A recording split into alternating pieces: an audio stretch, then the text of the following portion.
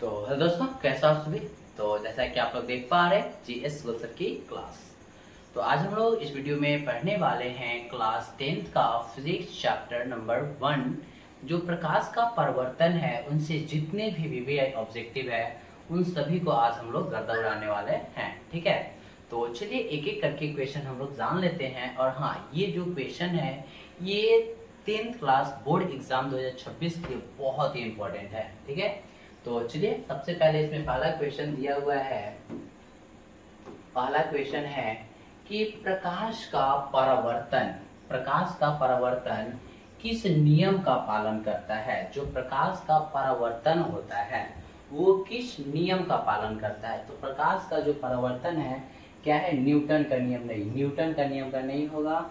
क्या ऊर्जा संरक्षण का नियम नहीं, अपवर्तन नहीं, ये इसका राइट आंसर हो जाएगा प्रकाश का परावर्तन का नियम। सॉरी, परावर्तन का नियम। ठीक है, अगला क्वेश्चन है हम लोग का कि परावर्तन के नियम में आपतन कोण किसके बराबर होता है। तो जो परावर्तन के जो नियम है, ये जो परावर्तन है आपका, ठीक है, इसमें जो क्या होता है, जो आपतन कोण होता है, ये आपतन कोण होता है, ये आपके परावर्तन कोण के क्या होता है, परावर्तन कोण के क्या होता है, बराबर होता है। किसके बराबर होता है, तो परावर्तन कोण के बराबर होता है। ठीक है, अगला क्वेश्चन है कि जो परावर्तित किरण है और आपतन किरण और अभिलंब किस तल में होती है। क्या है, फिर से एक बार देख लिया जाए। ये क्या हम लोग का, ये एक समतल तल है, समतल सतह। ठीक है, ये जो होती है आपतित किरण होती है, ये जो होती है परावर्तित किरण। ये है हम लोग का आपतित किरण, ये है परावर्तित किरण। ठीक है, ये क्या है हम लोग का, ये है अभिलंब। ठीक है, और ये क्या है, तो ये हम लोग का आपतन कोण है। और ये क्या है, तो हम लोग का परावर्तन कोण है। तो पूछा है कि परावर्तित किरण आपतन बिंदु, सॉरी इसको हम लोग क्या बोलते हैं, आपतन बिंदु और अभिलंब तीनों क्या होते हैं, तो एक ही तल में होते हैं। क्या होते हैं आपके, एक ही तल में होते हैं। ठीक है, क्या है कि जो परावर्तित किरण, आपतित किरण और जो अभिलंब होती है वो क्या होती है, तीनों एक ही तल में होती है। ठीक है, अगला क्वेश्चन है हम लोग का कि सपाट दर्पण में, जो सपाट दर्पण है यानी कि जो समतल दर्पण में हम लोग बोलते हैं, समतल दर्पण में वस्तु का प्रतिबिंब कैसा बनता है। ठीक है, सपाट दर्पण में जो है हम लोग का वस्तु का प्रतिबिंब कैसा बनता है, तो ये आपके आभासी और क्या बनेगा, सीधा बनेगा। ठीक है, जब भी हम लोग क्या करते हैं, आईने में जो मुंह देखते हैं वो होता है समतल दर्पण, तो हम लोग क्या करते हैं, आभास करते हैं कि एकदम हम लोग क्या है, सीधे हैं। ठीक है, यानी कि आभासी और सीधा। ठीक है, अगला क्वेश्चन है हम लोग का कि उभय वक्र दर्पण को और किस नाम से जाना जाता है। उभय वक्र जो दर्पण है उसको और किस नाम से जानते हैं, तो उसको और एक नाम हम लोग जानते हैं, उत्तल दर्पण के नाम से जानते हैं। किसके नाम से, उत्तल दर्पण के नाम से जानते हैं। ठीक है, अगला क्वेश्चन है कि अवतल दर्पण की फोकस दूरी किसके बीच होती है। ठीक है, जो अवतल दर्पण है उसकी जो फोकस दूरी होती है वो किसके बीच होती है, तो वो होती है आपके ध्रुव और फोकस के बीच होती है। क्या है कि अवतल दर्पण की फोकस दूरी है, मान लीजिए कि आपके अवतल दर्पण है, क्या है, अवतल दर्पण है, बोल रहा है कि फोकस दूरी जो होती है, इसकी फोकस दूरी किसके बीच होती है।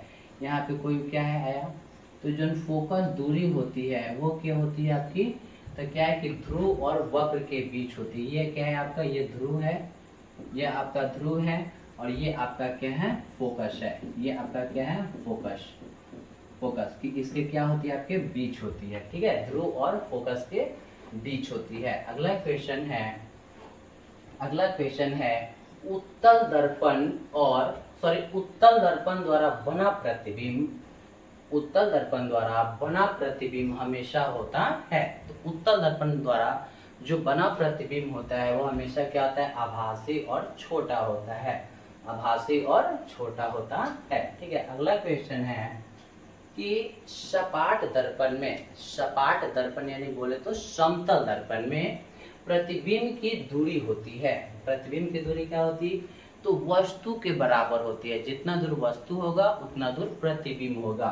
ठीक है, तो इसका राइट आंसर हो जाएगा वस्तु के बराबर। ठीक है, अगला क्वेश्चन है, अगला क्वेश्चन है हम लोग का कि दर्पण सूत्र क्या है। दर्पण सूत्र क्या है, तो सबको जानता है दर्पण सूत्र जो होता है 1/f बराबर 1/v प्लस 1/u। ये क्या होता है, आपका दर्पण सूत्र होता है। तो ऑप्शन ए सही हो जाएगा। ठीक है, अगला क्वेश्चन है, अगला क्वेश्चन है हम लोग का कि दर्पण सूत्र में u का अर्थ होता है कि जो दर्पण सूत्र होता है 1/f बराबर 1/v प्लस 1/u जो होता है, इसमें u का अर्थ क्या होता है, तो u बराबर हम लोग का क्या होता है, वस्तु दूरी होता है। क्या होता है, वस्तु दूरी। ठीक है, और v से हम लोग लिखते हैं प्रतिबिंब दूरी। v से हम लोग क्या लिखते हैं, प्रतिबिंब दूरी लिखते हैं, प्रतिबिंब दूरी। ठीक है, और जो f है, f से होता है हम लोग का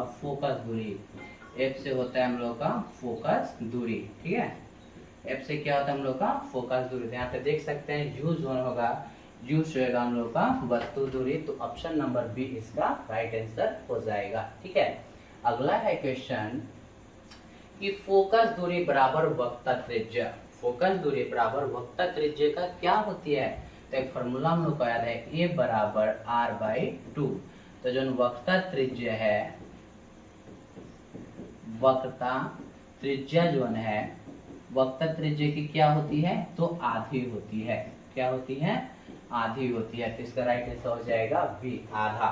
ठीक है, अगला क्वेश्चन है, अगला क्वेश्चन है हम लोग का किसी दर्पण की ध्रुव से, किसी दर्पण की ध्रुव से फोकस की दूरी को क्या बोलते हैं।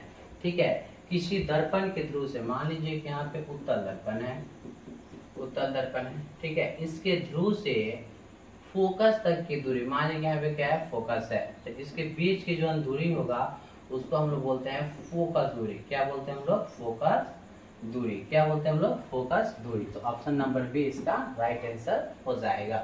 ठीक है, अगला क्वेश्चन है, अगला क्वेश्चन है कि उत्तल दर्पण का उपयोग आमतौर पर कहाँ होता है। जो उत्तल दर्पण है उसका उपयोग आमतौर पर कहाँ होता है, तो आमतौर पर ऐसा क्या होता है कि गाड़ी के पीछे देखने में, जो गाड़ी होता है उसके पीछे देखने में हम लोग क्या करते हैं, उत्तल दर्पण का उपयोग करते हैं। ठीक है, अगला क्वेश्चन है, अगला क्वेश्चन है हम लोग का कि यदि कोई वस्तु, यदि कोई वस्तु अवतल दर्पण के केंद्र पर रखी हो, अवतल दर्पण के केंद्र पर रखी हो, रखी जाए तो प्रतिबिंब कैसा बनेगा।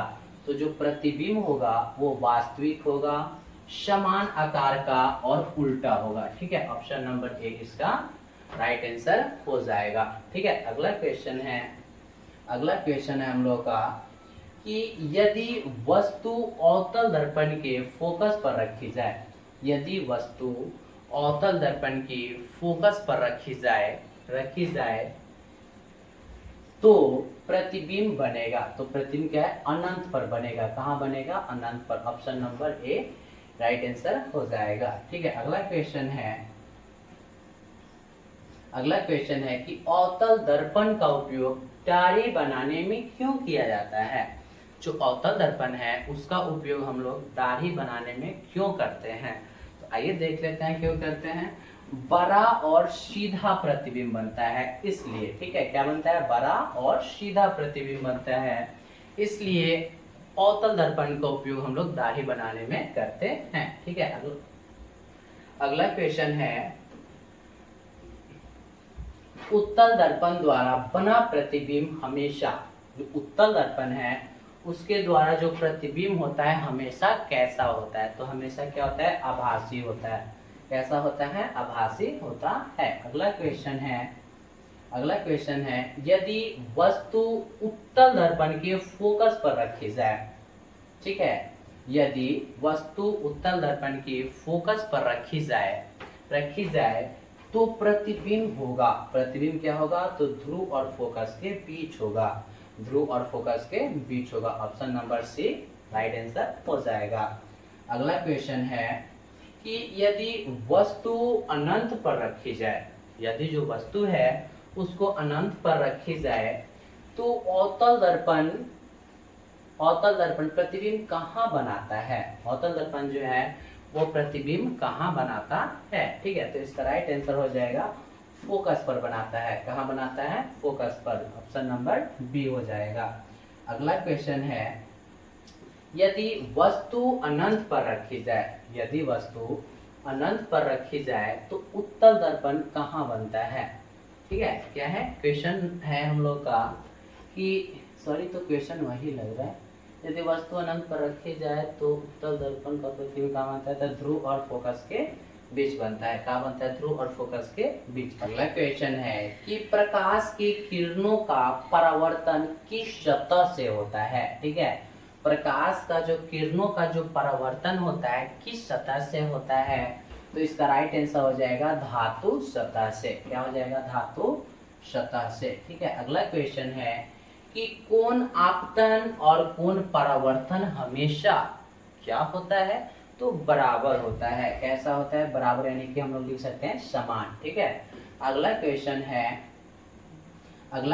है कि अवतल दर्पण किस प्रकार का दर्पण है, ठीक है। जो अवतल दर्पण है वो किस प्रकार का दर्पण है, तो आइए हम लोग बनाते हैं अवतल दर्पण, ठीक है। ये हम लोग का हो जाएगा अवतल दर्पण। ये क्या है, अवतल दर्पण, और ये जो है हम लोग का, ये है हम लोग का उत्तल दर्पण, ठीक है। तो जो अवतल दर्पण है इसका जो परावर्तक सतह है इसको बोलते हैं लोग परावर्तक सतह, परावर्तक सतह। तो जो परावर्तक सतह है वो क्या है, धंसा हुआ है। तो इसका ऑप्शन नंबर बी सही हो जाएगा। अवतल दर्पण किस प्रकार का दर्पण है, तो धंसा हुआ है। कैसा है, धंसा हुआ है। अगला क्वेश्चन है कि उत्तल दर्पण किस प्रकार का होता है। जो उत्तल दर्पण है वो किस प्रकार का होता है, तो वो उठा हुआ होता है। कैसा होता है, उठा हुआ, यानी कि उभरा हुआ, ठीक है। अगला क्वेश्चन कि परावर्तन की कितने नियम होते हैं, ठीक है। परावर्तन के नियम कितने होते हैं, तो 2 होते हैं। कितने होते हैं, 2 होते हैं। तो कौन कौन नियम होते हैं, ये पता है कि जो आपतन कोण होता है वो परावर्तन कोण के बराबर होगा। दूसरा नियम है कि आपतित किरण, परावर्तित किरण तथा आपतन बिंदु पर खींचा गया जो अभिलंब है तीनों एक ही समतल में होते हैं, ठीक है। तो ये हो गया 2 नियम। अगला है क्वेश्चन कि दर्पण का केंद्र क्या कहलाता है। जो दर्पण है, ये मान लीजिए कोई दर्पण है, ठीक है, कोई दर्पण है, ऐसे बताइए कौन दर्पण, तो उत्तल। तो इसका जो केंद्र है वो क्या कहलाता है, तो वो आपका क्या कहलाता है, ध्रुव कहलाता है। क्या कहलाता है, ध्रुव कहलाता है, ठीक है। अगला क्वेश्चन कि दर्पण की मुख्य धुरी क्या होती है। जो दर्पण की मुख्य धुरी होती है वो क्या होती है, मुख्य धुरी बोले या मुख्य अक्ष बोले या प्रधान अक्ष बोले, बात एक ही है, ठीक है। तो ये हो जाएगा आपका ध्रुव और फोकस को मिलान, सॉरी यही ना है, नहीं, ध्रुव और वक्रता केंद्र को जोड़ने वाली रेखा। ऑप्शन नंबर ए हो जाएगा, ठीक है। ये नहीं होगा, ठीक है। ये हो जाएगा हम लोग का ध्रुव, सॉरी क्या है, ध्रुव और वक्रता केंद्र को जोड़ने वाली रेखा हो जाएगी, ठीक है। अगला क्वेश्चन कि प्रकाश हमेशा किस प्रकार चलता है। जो प्रकाश है हमेशा किस प्रकार चलता है, तो हमेशा सीधी रेखा में चलता है। कैसी रेखा में चलता है, सीधी रेखा में। अगला क्वेश्चन है यदि अवतल दर्पण का वक्रता त्रिज्या 40 सेंटीमीटर है, यदि क्या है, अवतल दर्पण की वक्रता त्रिज्या जो है r बराबर दे रखा है 40 सेंटीमीटर, तो फोकस दूरी बराबर बताइए, f बराबर, ठीक है। तो एक फॉर्मूला होता है f बराबर r/2, तो r का मान दिया है 40 सेंटीमीटर बटे 2, ये हो जाएगा 20 सेंटीमीटर, 20 सेंटीमीटर। राइट आंसर हो जाएगा ए। ठीक है, सपाट दर्पण में प्रतिबिंब हमेशा, सपाट यानी कि समतल दर्पण में हमेशा जो प्रतिबिंब होगा क्या होगा, आभासी होगा। क्या होगा, आभासी होगा। ठीक है, अगला है क्वेश्चन कि कार के हेडलाइट में किस दर्पण का उपयोग किया जाता है। ये कार है तो इसके जो हेडलाइट है उसमें किसका उपयोग किया जाता है, तो अवतल दर्पण का उपयोग किया जाता है। ठीक है, अगला क्वेश्चन है कि नेत्र चिकित्सक आंख देखने के लिए किस दर्पण का उपयोग करता है। नेत्र चिकित्सक यानी कि जो नेत्र का जो डॉक्टर होते हैं वो क्या करते हैं, किस दर्पण का उपयोग करते हैं, तो अवतल दर्पण का उपयोग करते हैं। किसका, अवतल दर्पण का। अगला क्वेश्चन है कि दर्पण की ध्रुव से केंद्र तक की दूरी को क्या बोलते हैं। दर्पण की ध्रुव, मान लीजिए कि ये क्या आपका दर्पण है, दर्पण के ध्रुव है, ध्रुव और केंद्र तक की दूरी, केंद्र तक की दूरी को हम लोग क्या बोलते हैं, तो इसको हम लोग क्या बोलते हैं, वक्रता त्रिज्या बोलते हैं, वक्रता त्रिज्या बोल देंगे। ठीक है, अगला क्वेश्चन है कि सूर्य की किरणें अवतल दर्पण पर गिरने पर किस बिंदु पर एकत्रित होती है। ठीक है, सूर्य की जो किरणें हैं अवतल दर्पण पर गिरने पर किस बिंदु पर एकत्रित होती है, तो आपकी फोकस पर एकत्रित होती है। किस पर, फोकस पर। अगला क्वेश्चन है कि दर्पण के ध्रुव से फोकस तक की दूरी क्या कहलाती है। दर्पण के ध्रुव से फोकस तक की दूरी को हम लोग क्या बोलते हैं, फोकस दूरी बोलते हैं। क्या बोलते हैं, फोकस दूरी। Option number B right answer हो जाएगा। अगला क्वेश्चन है कि परावर्तन में परावर्तित किरण हमेशा किसके बराबर होता है। परावर्तन में जो परावर्तित किरण है वो हमेशा किसके बराबर होता है, तो होता है आपतन कोण के। किसके बराबर होता है, आपतन कोण के। ऑप्शन नंबर ए हो जाएगा। अगला है कार के रियर व्यू मिरर में कौन सा दर्पण का उपयोग होता है, तो ये तो सबको जानता है कि उत्तल दर्पण का उपयोग होता है। किसका होता है, उत्तल दर्पण का। ऑप्शन नंबर बी सही हो जाएगा। अगला क्वेश्चन है उत्तल दर्पण का उपयोग क्यों किया जाता है। बोलिए उत्तल दर्पण का उपयोग, उत्तल दर्पण का उपयोग क्यों किया जाता है, क्यों किया जाता है उत्तल दर्पण के काछी में भाई, गाड़ी में। ठीक है, तो दृश्य क्षेत्र बड़ा दिखता है। ठीक है, दृश्य क्षेत्र क्या होता है, बड़ा दिखता है। ठीक है, चलिए अगला क्वेश्चन है, अगला क्वेश्चन कि यदि वस्तु दर्पण के सामने 10 सेंटीमीटर दूरी रखी जाए और फोकस दूरी 20 सेंटीमीटर हो तो प्रतिबिंब कैसा होगा। प्रतिबिंब कैसा होगा, तो प्रतिबिंब होगा आपका आभासी और क्या होगा, बड़ा होगा। आभासी और बड़ा होगा। ऑप्शन नंबर बी सही। अवतल दर्पण का उपयोग सौर कुकर में क्यों किया जाता है। जो अवतल दर्पण है उसका सौर कुकर में उपयोग हम लोग क्यों करते हैं, तो गर्मी इकट्ठा करने के लिए, गर्मी इकट्ठा करने के लिए। ठीक है, अगला क्वेश्चन है कि सपाट दर्पण की फोकस दूरी कितनी होती है। जो सपाट दर्पण है उसकी फोकस दूरी कितनी होती है, तो उसका फोकस दूरी होती है अनंत होती है। कैसे होती है, अनंत होती है। अगला है कि परावर्तन में दर्पण की सतह कैसी होनी चाहिए।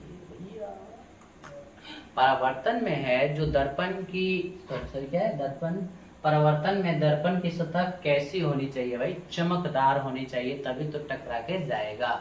ठीक है, कैसी होनी चाहिए, चमकदार होनी चाहिए।